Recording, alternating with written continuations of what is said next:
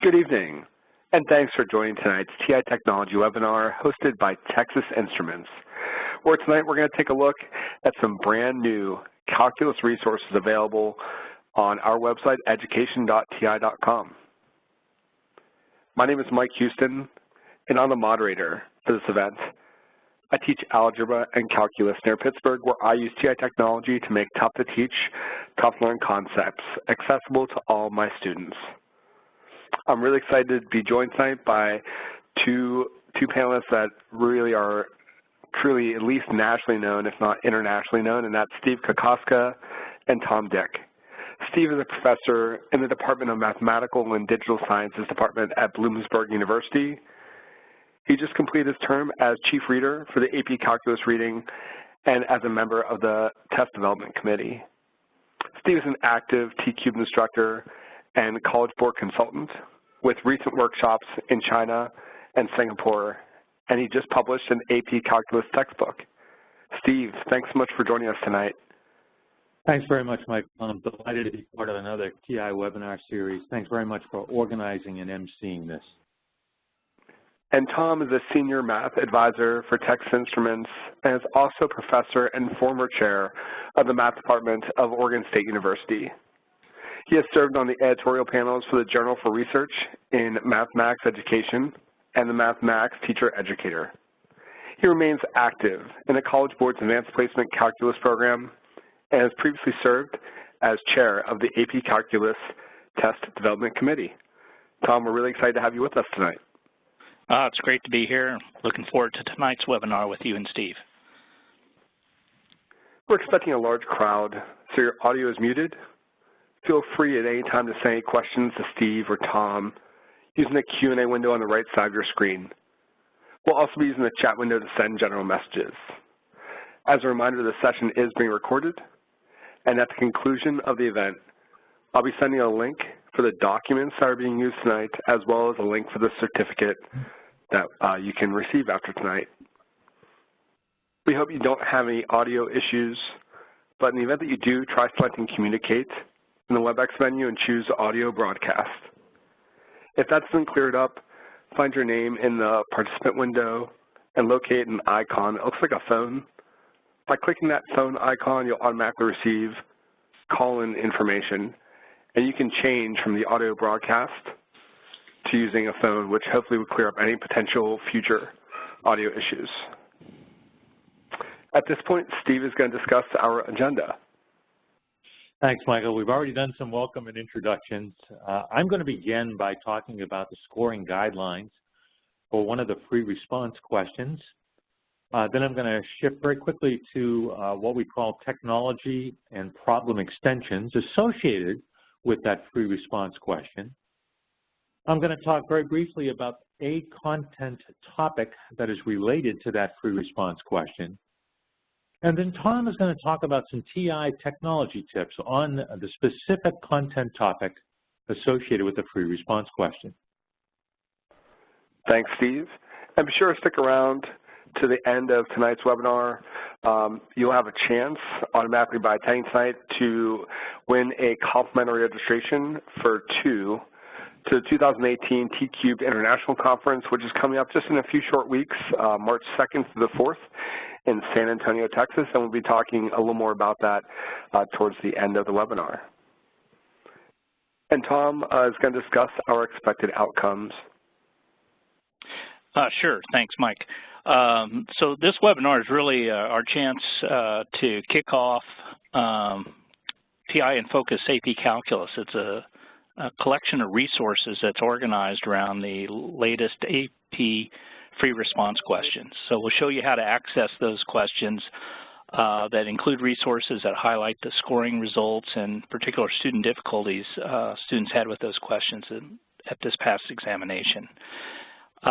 These free response questions are great to use as teaching tools in the classroom, so we're hoping to illustrate that to you and show you how you can take a free response question and think of extensions to the questions that use technology to reinforce the concepts.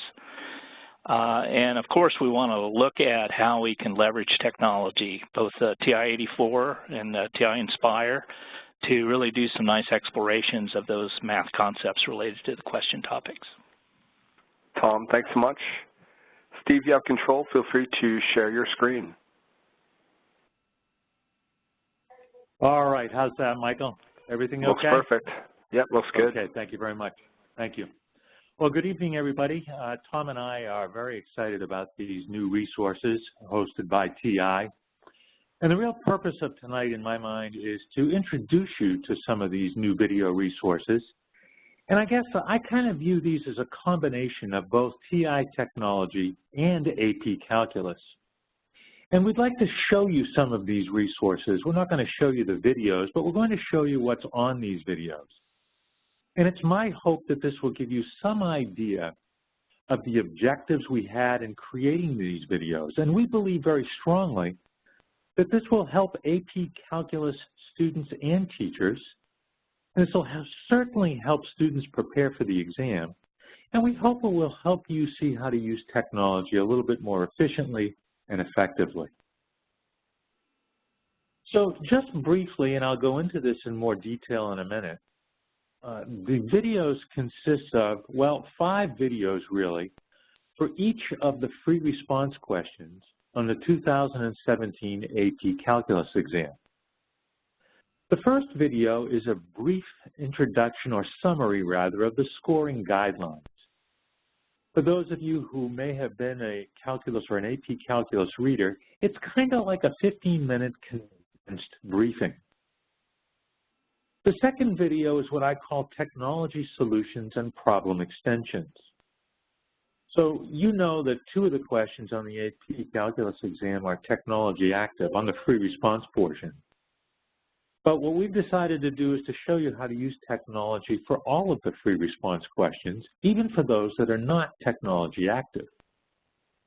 And Tom and I really believe that these questions are very rich and lend themselves to lots of other problems.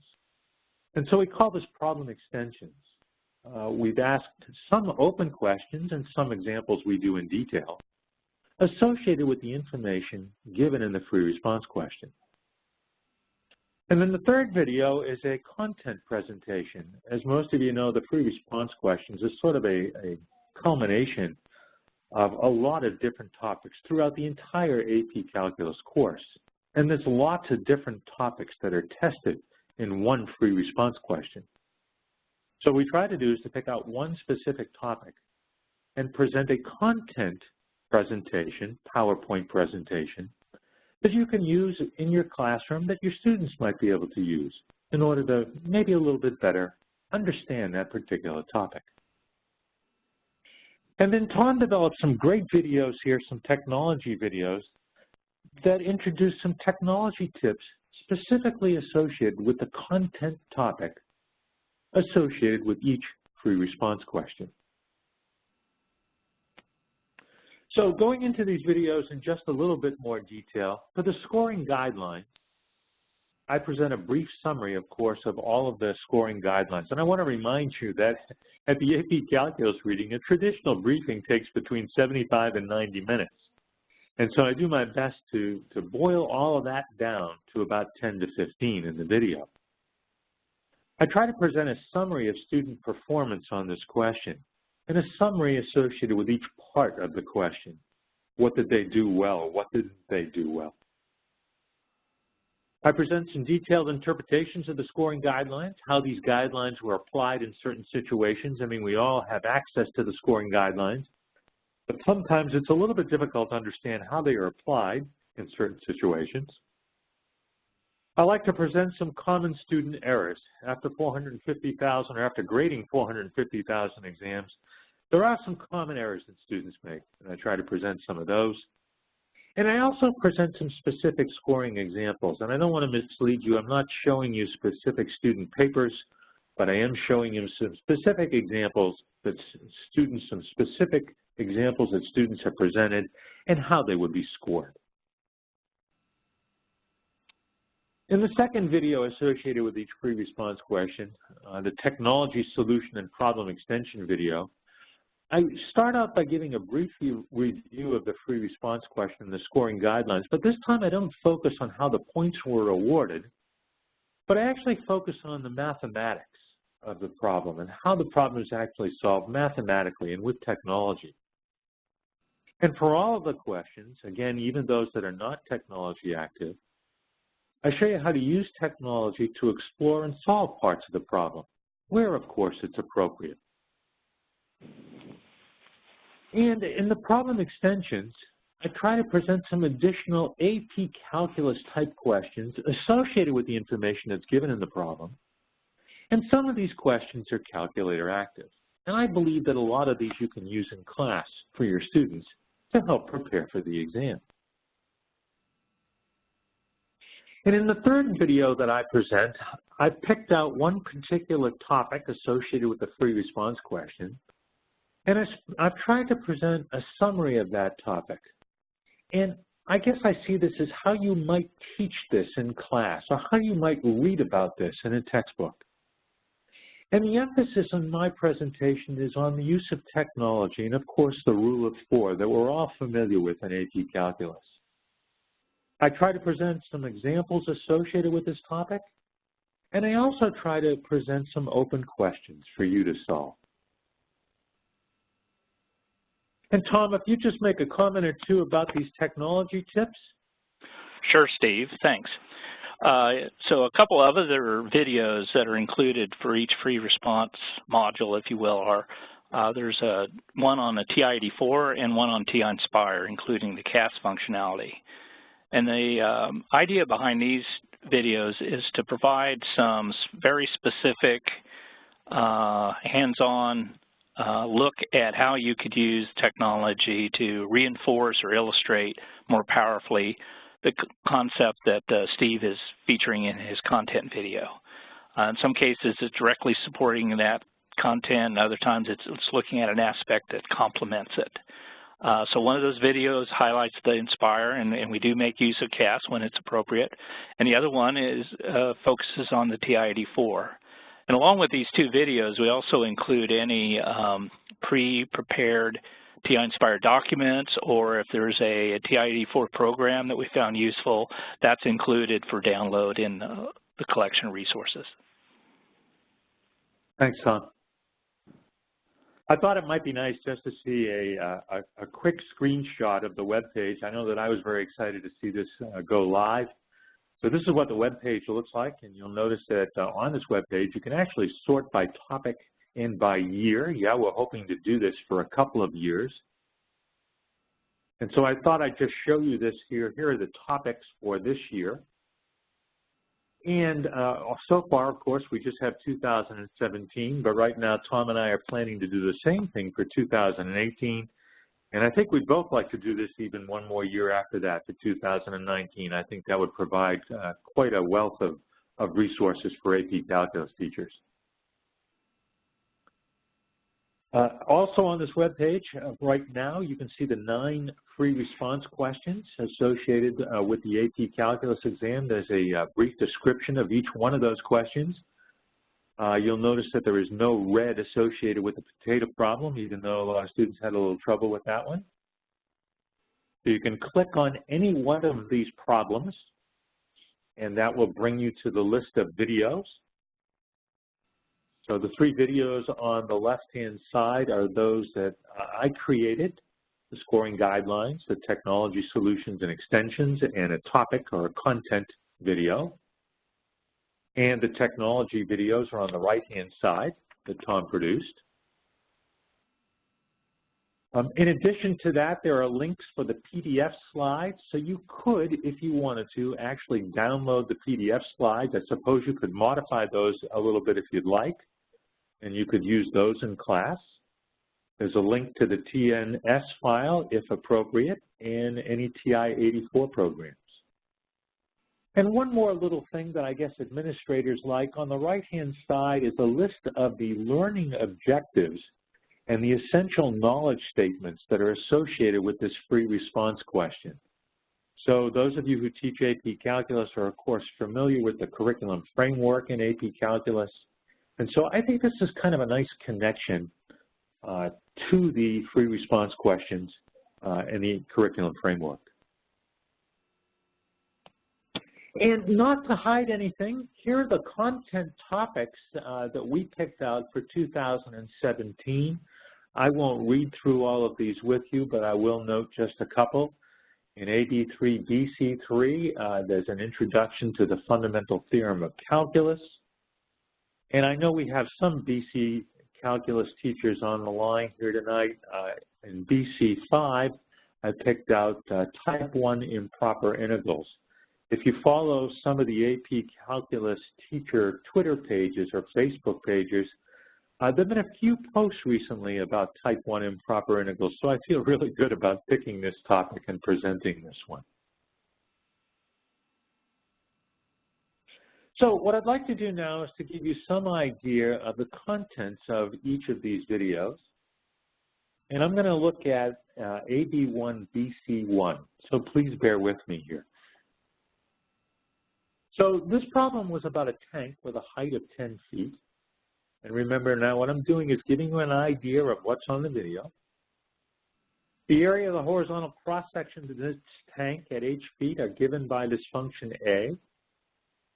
And we know that the function A is continuous and decreasing. And we have selected values of A in this table. In part A, we'd like to use a left Riemann sum with the three intervals indicated by this table to approximate the volume of the tank. And then in part B, we want to know if that approximation is an overestimate or an underestimate. And as very typical in these types of AP calculus problems, in C, now we have an exact model for the cross-section at height h feet. And based on this model, we'd like to find the volume of the tank. And I thought part D was a really good problem. When the height of the water is 5 feet, we know that the height is increasing at a specific rate. And using the model in part C, find the rate at which the volume of the water is changing with respect to time when the height of the water is 5 feet. So in this video, I read through, I talk a little bit about the question. I started out that way. And then I'm going to talk about the scoring guidelines in brief here. I'll go into these in more detail in a minute. So here are the scoring guidelines for this question. Now this was a little unusual. There was one global point here for units. If you read through that question carefully, the units were asked for from the student in parts A, C, and D. And the student received 1 point for presenting the correct units in all 3 parts. And I'll talk a little bit more about that 1 point and how a student could earn it. Part A was worth 2 points. And the first point here is what I think of as a conceptual point. I hope that in my term as chief reader, that that's one thing that I contributed to the reading, and that is this idea of awarding conceptual points for students who have conveyed that they understand an important conceptual idea in calculus. So this point again was for presenting the correct form of a left Riemann sum. And the second point was for the final numerical approximation. Part B was worth 1 point here for stating that the approximation is an overestimate with an appropriate reason.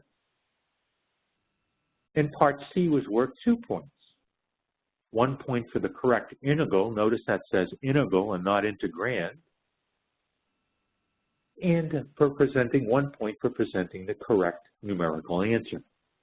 You'll notice something here in part C here, the scoring guidelines, which those of you who are familiar with AP Calculus, you'll notice that on the first line in part C, we have 6 digits to the right of the decimal.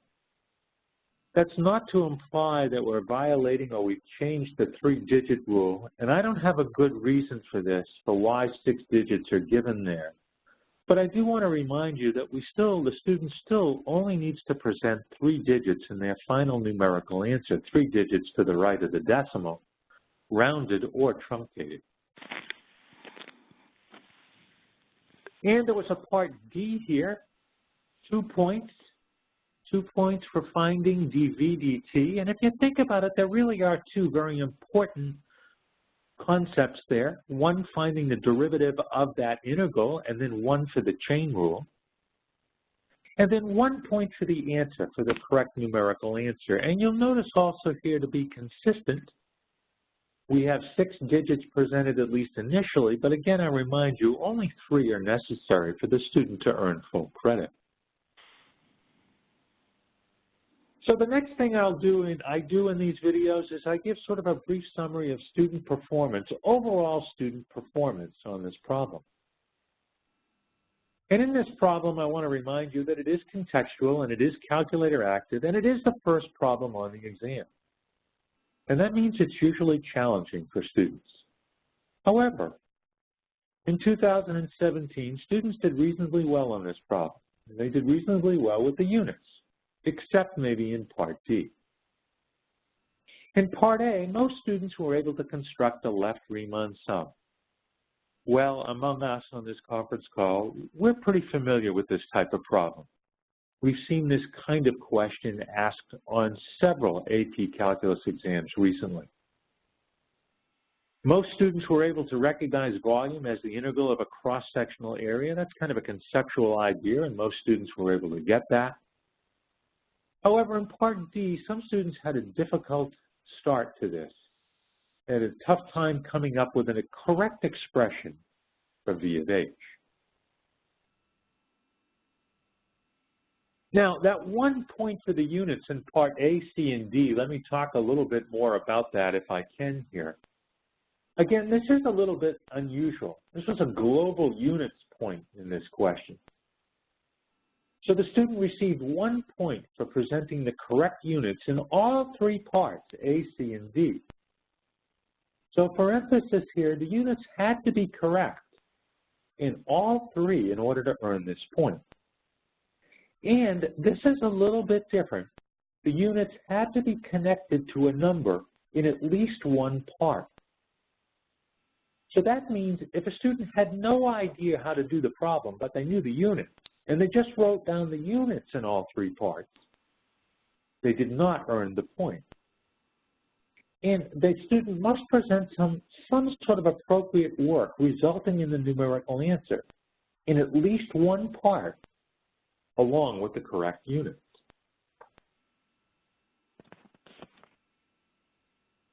So a little bit more about Part A and the first point here for the left Riemann sum. So the first point was for presenting a correct left Riemann sum. And it must be a quote-unquote convincing left Riemann sum.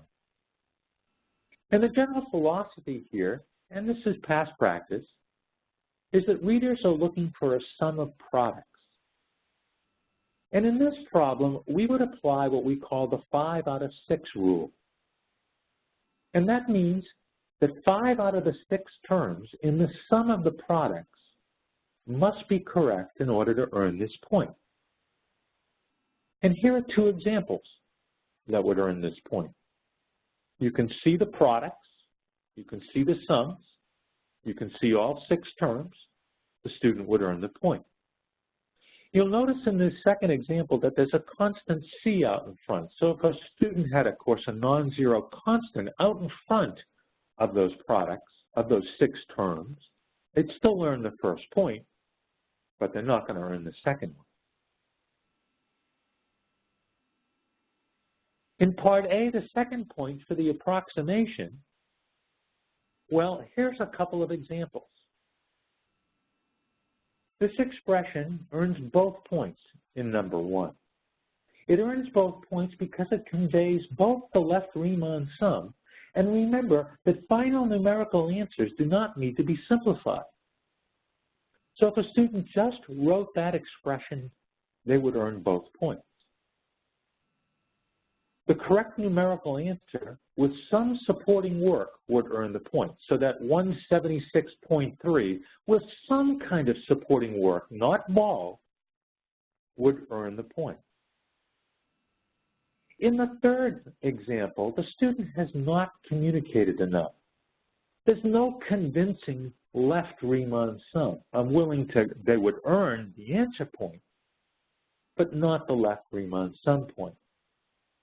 And maybe I should have presented these in a little bit different order, but 2 sort of goes along with 4, a bald 176.3, which means just a 176.3 with nothing else on the page would earn no credit in Part A.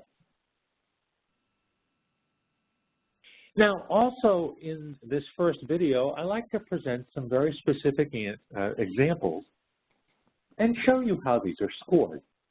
Now, admittedly, some of these are a little bit of a repeat, maybe a more detailed repeat of what we've talked about. In the first one, that earns both points. There's a convincing left Riemann sum there, and the student has presented the correct numerical answer. In the second example, the student has 5 out of the 6 terms correct. So they earn the left Riemann sum point, but they're not eligible for the answer point. So off to the right-hand side, you can see they earn the first point for 1. They don't earn the second point. In the third example, the student has conveyed the correct left Riemann sum, and they have the correct numerical answer. They earn both points. In the fourth example, the student has conveyed the correct left Riemann sum, but notice what they did with the numerical answer. This is a decimal error. We have a term at the reading called inoculation. Here the student would not earn the answer point, but now they're inoculated in some sense against all other decimal presentation errors only in this problem, 81 BC1. In the fifth example, the student has presented the correct left Riemann sum, but nothing else, so that's a 1-0. And I think we talked about this one already, but here it is again for emphasis. The student earns in example number 6 the approximation point only. There's insufficient evidence here of the left Riemann sum. So I think that gives you a pretty good idea of what these scoring guideline videos are like as I work through each of the parts, showing you some specific examples and showing you how this problem was scored at the reading. So here's a quick example of the technology solution and problem extension video. So I think it's pretty easy in Part A. I think we all agree it's pretty easy to find the left Riemann sum by hand without a calculator. I mean, heck, there were only 3 subintervals, and the product was pretty straightforward. However, what I did here is to show you a very sort of general calculator solution, which could be used for a larger table. And at least in my mind, it emphasizes this conceptual understanding and especially notational fluency. I think there's been more of an emphasis of notational fluency in the exam lately, and as most of you know, that's one of the impacts from the curriculum framework. So using a TI-Nspire here and a lists and spreadsheet page, I entered the values of H and A in 2 columns. And then on the right-hand side here on a calculator page, I first found the value of n, the number of values, of course, that are in that list H. And then here's a general formula for the left Riemann sum. Now, note here that the subintervals were of unequal length, and this formula accounts for that generalization. And if I were a betting person, if there's another Riemann sum problem this year in 2018, I would guess that the subintervals would be of unequal length once again. And here's an example of what I mean by a problem extension. So let's suppose we take the table that's given in this pre-response question, but this time we have a slightly bigger tank. This time it has a height of 15 feet. The area of the cross-sections at height h are still given by this function a that was given in the original problem, and selected values of a of h are given in this table. And let's use a right Riemann sum this time with 5 subintervals to approximate the volume of the tank. And to emphasize this idea of approximation, let's use a trapezoidal sum with 5 subintervals. Now, again, I want to remind you that some of these problems I do work out, some of these examples I do work out in the video, but many of them I do leave as open questions. And then finally, a content presentation. And here I'm going to talk about Riemann sums. And I start out on this video by giving a little bit of an outline. And in this particular topic, I talk about some background to Riemann sums and some assumptions. I discuss summation notation, notational fluency again, and some common summation formulas that I think are necessary to solve some problems. I talk in general on this video about estimating area both graphically and using technology. And I introduce some very formal definitions, and of course give a couple of examples and some open questions. And so here's what I mean by background associated with this particular topic. I think this is one of the most important unifying problems in calculus, this area problem. And I think we can state this and we can visualize this problem pretty easily. Let's suppose that f is a continuous function and that the value of this function is greater than or equal to 0. Let's see if we can find the area of the region S that's bounded by the graph of y equal f of x, the x-axis, and the lines x equal a and x equal b. I'm not sure if this is showing up well on your screen, but that area of the region S is shaded in. And I'd like to find or estimate the area of that region S. I have a fun time talking about this with my students in my class. You know, because that is a curve on one of the boundaries, I can't find that area, that region S, exactly in a traditional way, using a traditional geometric figure. And just to sort of end my part of this presentation, I start out this content video by talking about some assumptions associated with area. I don't think we consider these enough. So in starting all of this, I assume that area is positive, and that means that the area of a plane region is a positive number. And I assume that area is additive. And what I mean by that is if I take a plane region and I cut it up into pieces, say partition that region, then I can find the area of all the little pieces and add them all up and get the area of my original region. The third assumption is that if region 1 is contained in region 2, then the area of region 1 is less than or equal to the area of region 2. Pretty reasonable assumption. And finally, that we know the area of a rectangle, that it's length times width. So these are area assumptions associated with that with that problem on the previous page, the area problem, suggest that we might need to use the areas of a lot of rectangles to approximate the area of that region S. And therefore, we need a compact way to write long sums, and you know that leads me into summation notation. So I hope that gives you a good idea of what at least the 3 videos that I produced. And I'm going to try to shift this over to Tom now, and he'll show you a little bit about the technology. Okay. All right, we'll try to make the transition here. And I think what I'm going to do is I'm going to actually start out with the Nspire. And Mike, let me know if you're not seeing this. That looks good. All right. So this is the TI-Nspire document that goes with this particular free response problem. And the content that Steve was highlighting had to do with Riemann sums. And the question, the free response question Steve was looking at is one that's very typical for a lot of AP exams, is where you're presented with a table of data. And you're needing to approximate an integral using a Riemann sum. And with a table of data, you're pretty much at the mercy of the data that's supplied in terms of what kinds of Riemann sums you could work with. A lot of our work with Riemann sums, though, is also with a known function. And in that case, we often have a lot of freedom in terms of if we're doing a definite integral over an interval, for example, how we partition it, how many partition intervals, subintervals we use.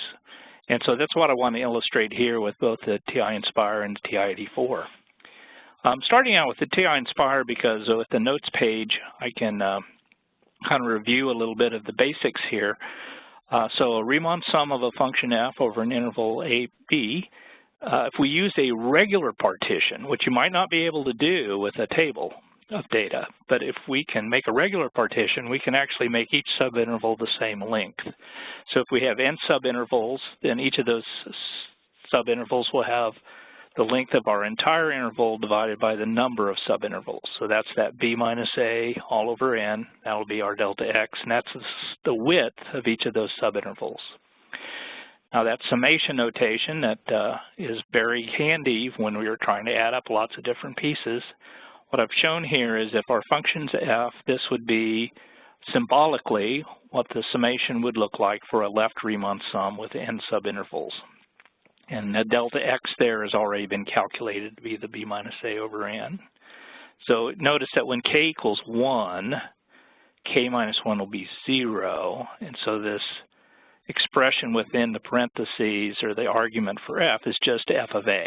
So my very first point will be the very left endpoint, f a. And so I'll evaluate f of a times the width of the subinterval.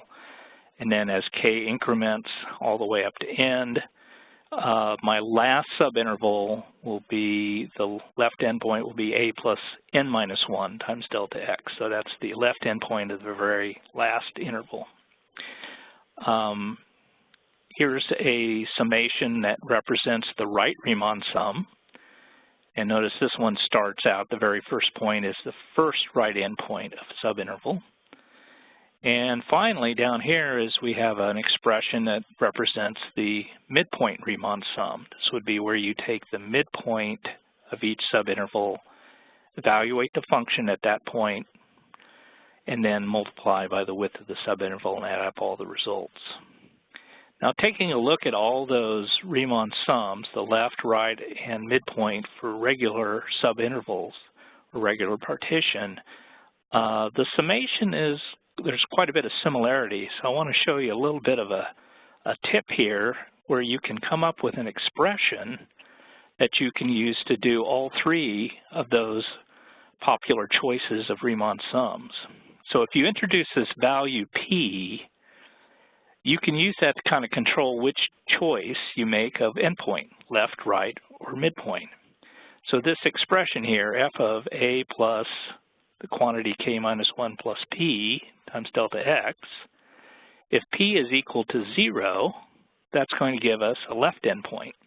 If it's equal to 1, it'll give us a right endpoint, and if p is equal to 0.5, it'll give us a midpoint.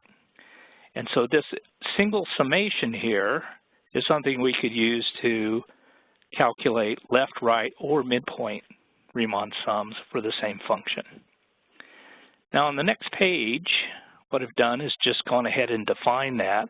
It's a long enough formula, you can see it's not all showing, so let's go ahead and go up here and scroll.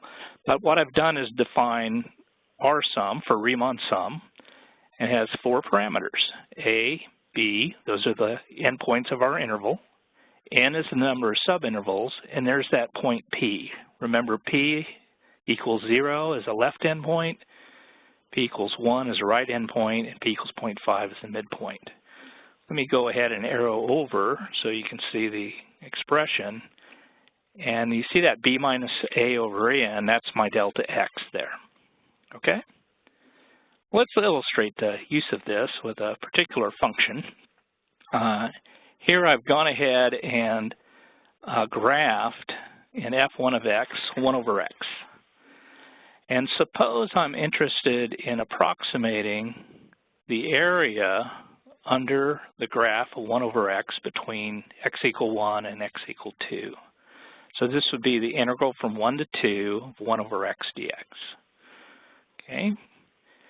Now, before we launch into approximating that using this R sum that we just defined, let's just get a ballpark idea of what that would look like. So notice that for f1 of 1 is just 1. F1 of 2 is a half. So this area that I'm talking about clearly fits inside of a square that's 1 by 1. So its area must be less than 1. But it's also bigger than a half because it's clearly over this. If I had a single rectangle that had a height of 1/2 and a width of 1. So it's somewhere between a half and 1. And so if a really rough guess would be somewhere between around 3/4 would be the area there. Okay, well, let's use this R-sum expression that we just defined to get a feel for that. Now, what I'm going to do is, let's see, our endpoints of our interval were 1 and 2. I'm putting in decimal points to just force a numerical answer rather than a big fraction. And let's say we use 10 subintervals. And I'm going to do a left endpoint first. Okay. And we thought, it would be somewhere around 3/4, and we're not too far off. And a nice question here is, geometrically, can you tell, is that going to be an overestimate or an underestimate? Let's go back and look at the graph again. Well, our left endpoint, because the function is decreasing over that interval, the left endpoint of each subinterval is definitely going to give you the largest function value possible in that subinterval. And so that's got to be an overestimate. Now what that means is if we calculated the Riemann sum for right endpoints, so that would be an R sum of 1 to 2. Let's use 10 subintervals again. And the 1 is indicating a right endpoint. We should get an underestimate. And sure enough, we get a value that's a little bit less than the one we got for the left Riemann sum. And if we wanted to check the midpoint sum, we can repeat this. Again, the interval is from 1 to 2, 10 subintervals, and now I'll put in 0.5 for the midpoint, and we get something in between. So this is a very, notice this isn't even a program, this is just an expression, excuse me, and what's really nice is it actually matches the notation that we're used to in textbooks. We've even got our delta x calculated out here, okay? So that's a look at using TI-Nspire numerically to play with Riemann sums.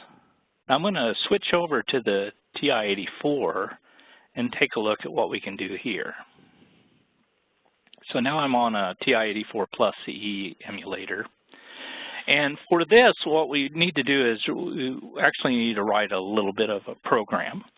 And so that program is included amongst the resources on the website.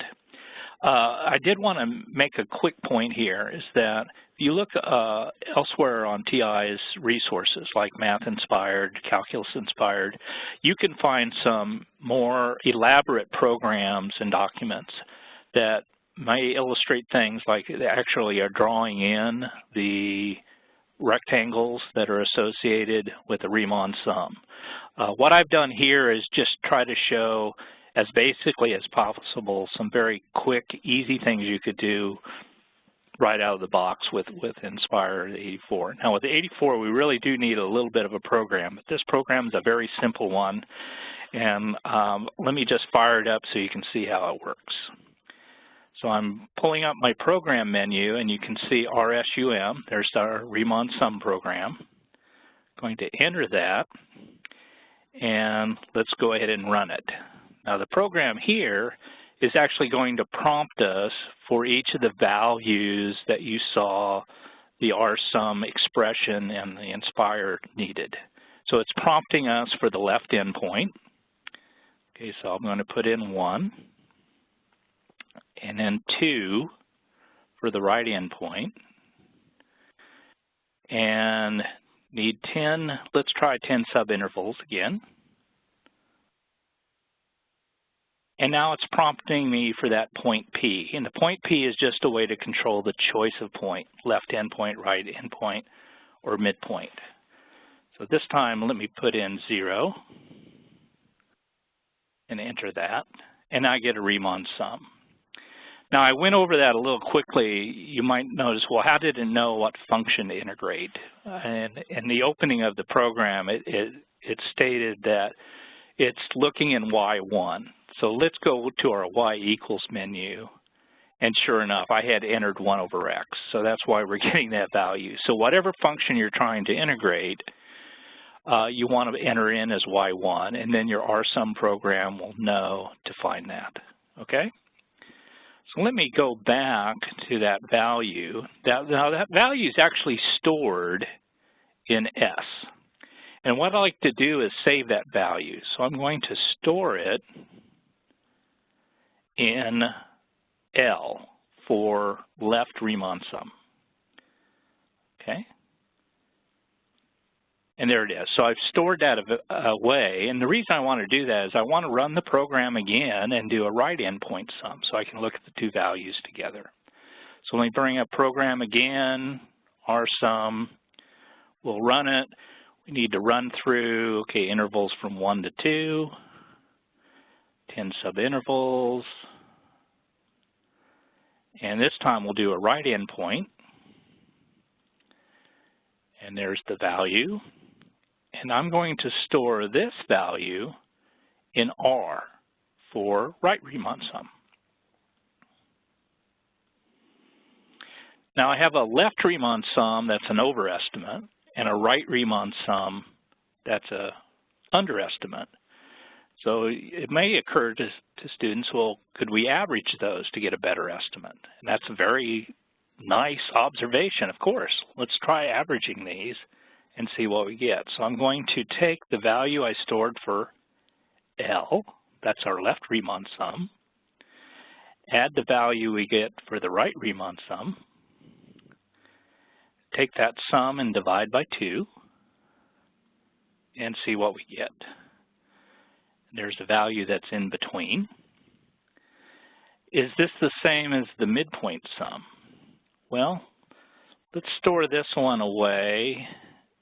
Excuse me, let's see, store, I'm going to store it under the variable name T. And that way we can retrieve it when we need it. But let's go ahead and run this one more time with midpoints.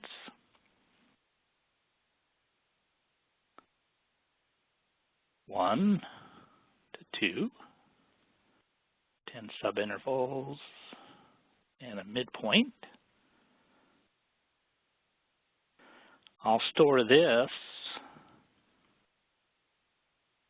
in M for midpoint, and let's retrieve that value we stored in T. They're not the same, okay? And in fact, that choice of the letter T wasn't accidental. When you average the left and right Riemann sums over the same number of subintervals, you get the trapezoidal estimate. So this is the same as the area of the sums of the areas of the trapezoids from connecting the left endpoint value on the graph to the right endpoint value on the graph on each subinterval. And you can see that the midpoint value is actually a little different than that trapezoidal. Now, a question might be, is the trapezoidal estimate, is it an overestimate or an underestimate? Well, let's go back and look at the graph again. Okay, let's see, y equals 1 over x, looking at the graph. The part we're interested in is between 1 and 2, and it's a concave up graph. And so a trapezoid segment would fit over the graph. So we can see that trapezoidal estimate is a little bit of an overestimate. And trapezoidal estimates are covered on the AP exam. Another technique that's not covered on the AP exam that you might be interested in looking at is a Simpson's rule. And that turns out to be a weighted average of midpoint and trapezoid. And in fact, all these values that we were looking at would be the same as the natural log of 2. Natural log would be the ni derivative of 1 over x. If we evaluated between 2 and 1, we'd be natural log of 2 minus natural log of 1. Let's see just how close we got. I'm going to take the natural log of 2. Natural log of 1 is just 0. So the value we're looking at is the natural log of 2. And notice that with even 10 subintervals, we did a pretty darn good job of approximating that value. And you can also see that the midpoint estimate is an underestimate, and it's actually a little bit closer. In fact, it's almost twice as close to the actual value as the trapezoidal estimate, which is why there's a weighted average thing that comes up with Simpson's rule. Okay. The last thing I want to do is I'm just going to quickly show you the program for RSUM.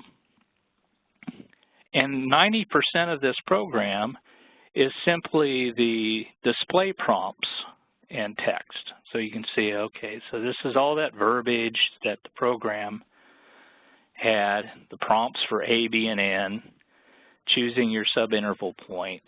And the actual meat of the program, when we get down to it, is in these very last few lines.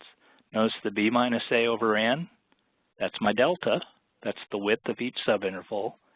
And then you can see this summation, looks familiar. That's exactly the summation we did on the TI-Nspire. And so that's then displaying that as our Riemann sum. All right. Okay, so I think that about does it for my part.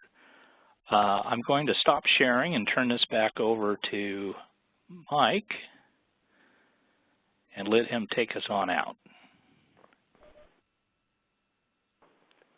Tom and Steve, thanks so much for everything you shared.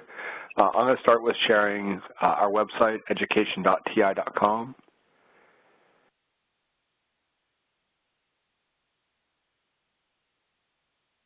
And on this website, I know a few people had asked specifically where can you find some of the resources that Tom and Steve used tonight.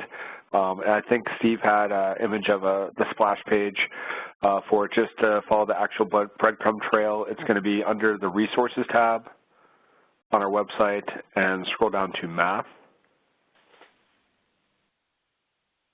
And then move down about halfway in the page, you'll find TI in Focus. And then like Steve and Tom had mentioned, they're broken down, and currently we're looking at different topics. And there's only 1 year currently of information and data, but hopefully some more years to come. Personally, I've used these materials, some of the materials for my students already using the fundamental theorem of calculus, and most recently differential equations with my AB students, literally just yesterday. And I've found the materials to really be, like I was explaining to Tom and Steve, for me kind of like a one-stop shop for me to get some really great materials to use with my AP Calculus students. So please feel free to view what's currently there and stop back because, again, they'll be adding more information as time goes on.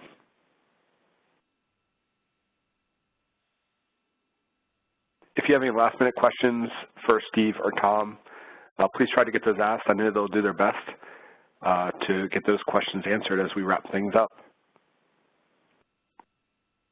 So I just noticed Peter Belita sent a chat that said, hope to see you all at the T3IC. So that's a great transition, Peter. Thanks so much.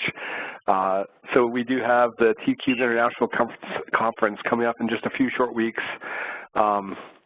If you've attended any of the webinars in the past, you probably have heard me talk about the fact that I personally love just getting a chance to connect with now friends that I've been going for so many years, but fellow educators that are like-minded, that care about teaching students technology, And personally, like I said, it's probably been the best professional development that I've ever attended in my life. So we hope you'll be joining us at the T-Cubed International Conference.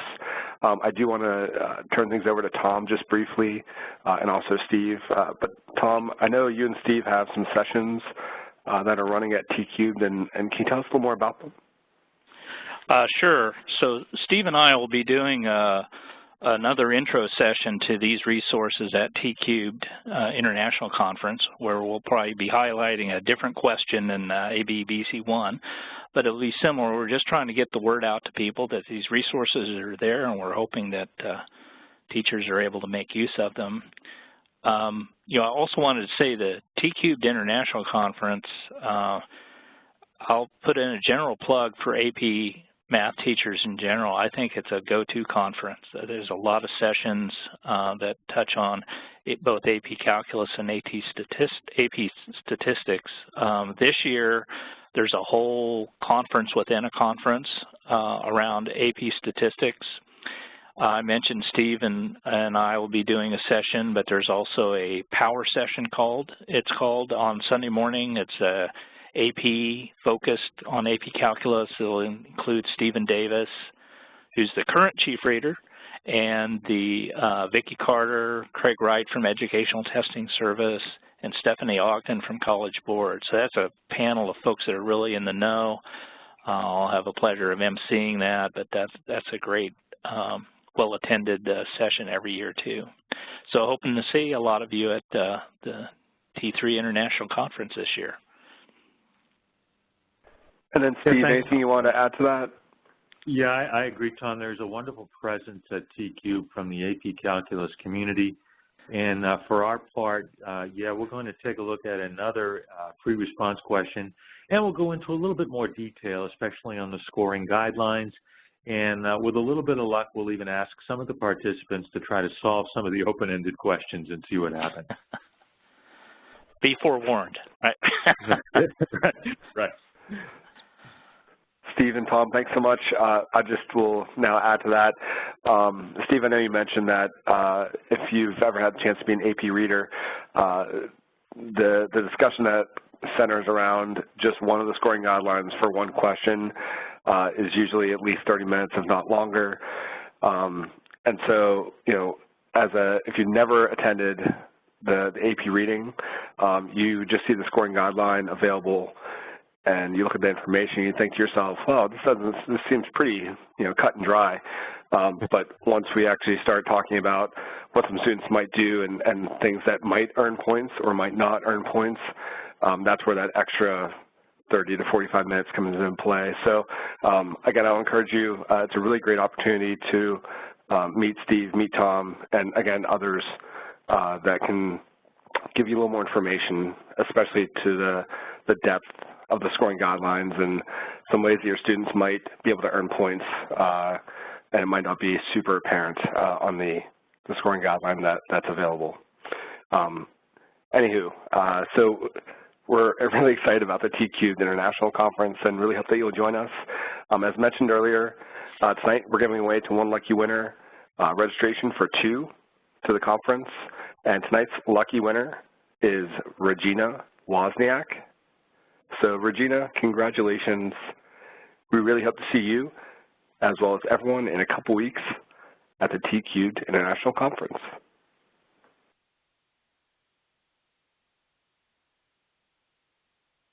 To receive a certificate of attendance, go ahead and click that link in the chat window.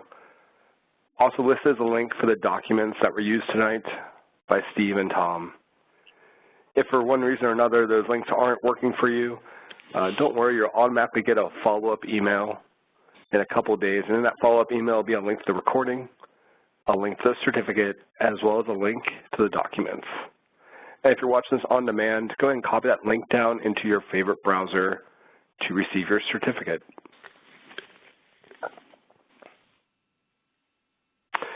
Steve and Tom, thanks so much for everything you shared tonight. I look forward to, again, seeing you in a few weeks at the conference. And thanks again for everything you shared tonight. We appreciate it. Thank you, Mike. Thanks. Yeah, thanks, Mike. We hope to see everyone back online real soon. Have a great night.